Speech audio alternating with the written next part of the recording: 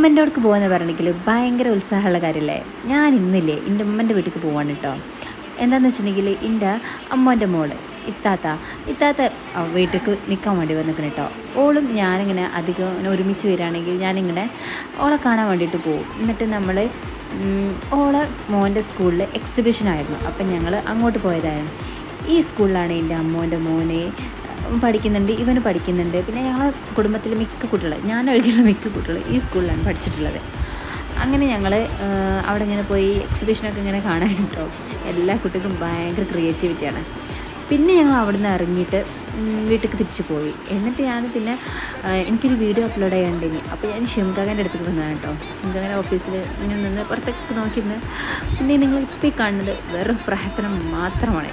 എന്നിട്ട് പിന്നെ തിരിച്ച് എന്നെ ഷിംകാക അങ്ങോട്ട് തന്നെ ആക്കി തന്ന്. ഇതാണ് കേട്ടോ ഉമ്മൻ്റെ വീട്. എൻ്റെ ഉമ്മ ജനിച്ച് വളർന്ന വീടാട്ടോ. പിന്നെ ഷിംകാകനെ കണ്ട കുറേ ദിവസത്തിന്